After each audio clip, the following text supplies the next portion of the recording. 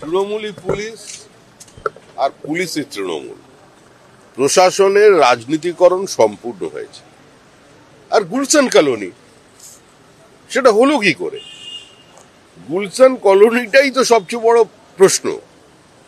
তো স্বাভাবিকভাবেই যাদের ভোটের জন্য গুলশান কলোনি তৈরি করা হয়েছে তাদের কোনো দুষ্কৃতিকে পুলিশ ছোঁবে, এটা ভাবার তো কোনো কারণ নেই। তৃণমূলের পারিবারিক অশান্তিতে আমাদের খুব একটা বেশি উৎসাহ নেই।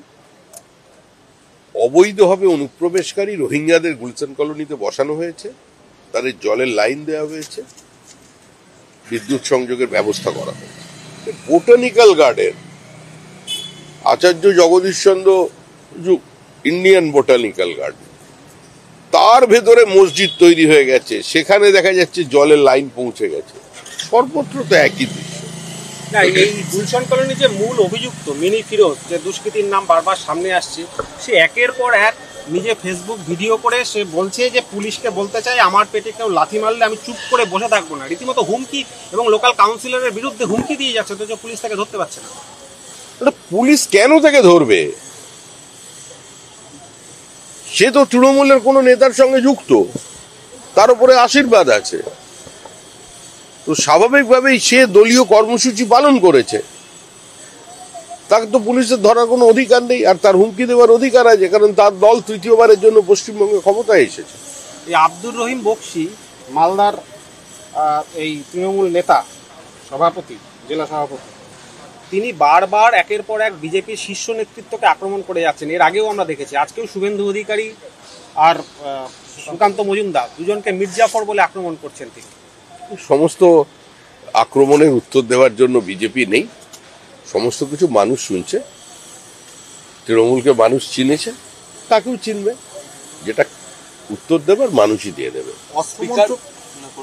অর্থমন্ত্রক একটি সার্কুলার জারি করেছে, যার ফলে দশেরা এবং দুর্গাপুজোয় বাংলায় যেসব কেন্দ্রীয় কর্মচারী রয়েছেন তারা পেনশন এবং স্যালারি 26 তারিখের মধ্যে পেয়ে যাবে। মানে কতটা ইতিবাচক না পুজো এবং কেন্দ্রীয় মন্ত্রকে কেন্দ্রীয় পুজোর মাসে অগ্রিম বেতন,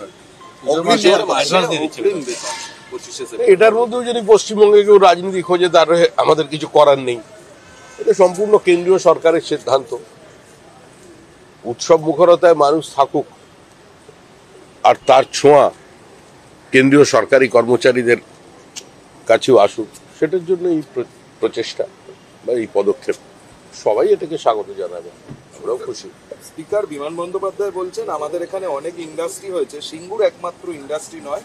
সিঙ্গুর হলে একদম উজ্জীবিত হয়ে যেত, এটা আমি মানতে পারি না। সিঙ্গুর হলে কি এমন বিশাল হতো আমি জানি না, একটা গাড়ির কারখানা হতো। স্পিকার বিমান বন্দ্যোপাধ্যায় গাড়ির কারখানা হতো, সবকিছু উজ্জীবিত হয়ে যেত না সিঙ্গুর হলে। এক্ষুনিও অমিত মিত্রকে সরিয়ে দিয়ে বা চন্দ্রিমা ভট্টাচার্যকে সরিয়ে দিয়ে স্পিকারের চেয়ার থেকে ওনাকে টেনে নামিয়ে ওখানে বসিয়ে দেওয়া দরকার। আর না হলে যদি সেটা না করেন, আমার মনে হচ্ছে ওর প্রতিভার সঙ্গে মুখ্যমন্ত্রী খুব একটা সুবিচার করছেন না। ওনাকে অনুরোধ করতে প্রধানমন্ত্রীকে দিয়ে ইউনেস্কো বা ওই জাতীয় কোনো ওয়ার্ল্ড ব্যাংক ওখানেই পাঠিয়ে দেওয়া। ওনার মতো প্রতিভা উনি যেভাবে বিধানসভা পরিচালনা করেছেন সেটা তো মানুষ দেখেছে। এবার যদি ওনাকে ওই স্তরে পৌঁছে দেওয়া যায় তাহলে হবে আরেকজন অর্থনীতিবিদ। ওনাকে যদি নোবেল প্রাইজও দেয় অমর্ত্য সেনের পরে, আমাদের একটা গর্ব হবে। তবে আমার মনে হয় পাওয়া উচিত।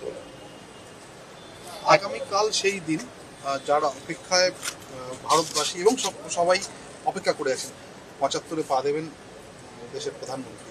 একটু যদি কিছু বলেন, কি কি সারা দেশ জুড়ে মানুষ প্রধানমন্ত্রীর 75তম জন্মদিনকে উদযাপন করবে, আমরাও করব।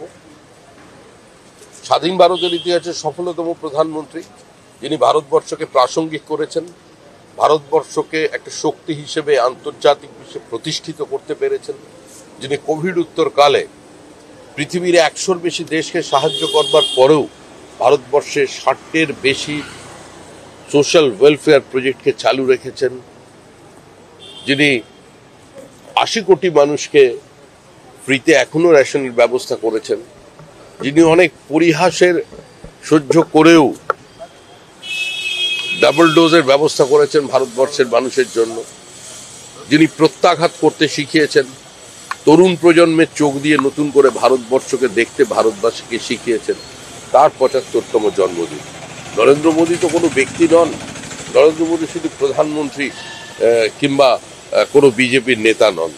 নরেন্দ্র মোদী একটা কনসেপ্ট, নরেন্দ্র মোদী একটা ভাবনা, নরেন্দ্র মোদী একটা প্রাচীন ঐতিহ্যশালী দেশের যে অবদমিত ক্ষোভ উপেক্ষা, সেখান থেকে বেরিয়ে এসে একটা প্রতিধ্বনি।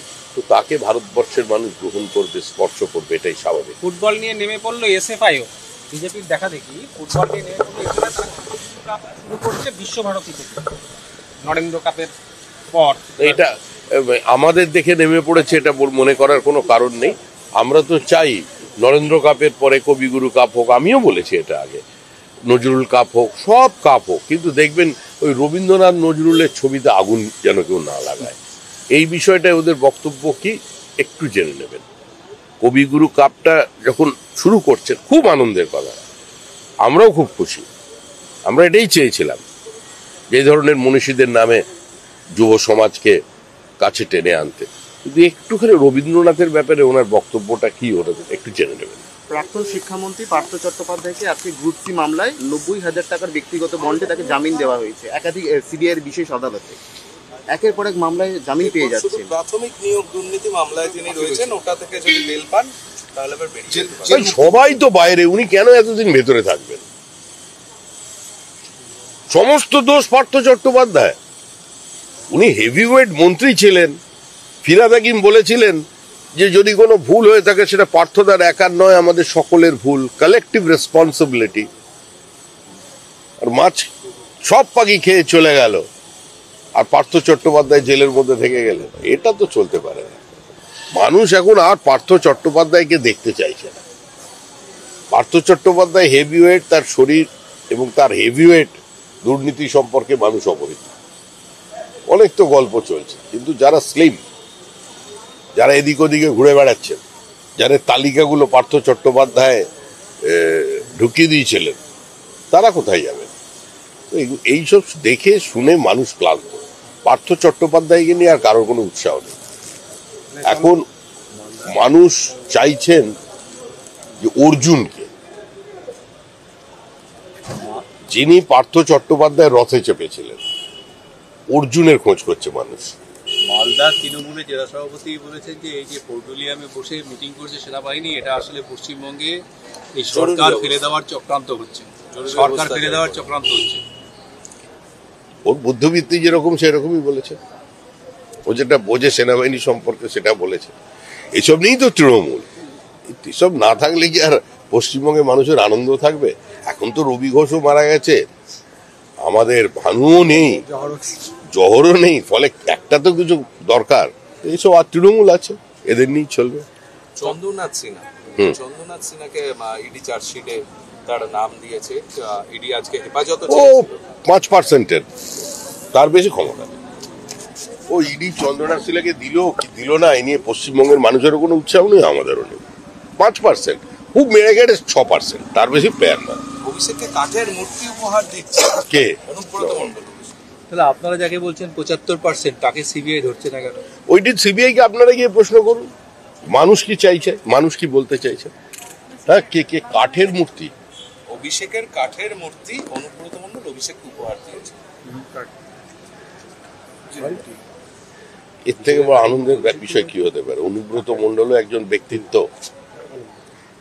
রবীন্দ্রনাথই যেখানে চ্যালেঞ্জ, সামনেই বিশ্ব বাংলা বিশ্ববিদ্যালয়, কোনোদিন উপাচার্য না হয়ে যান, এটি দেখার।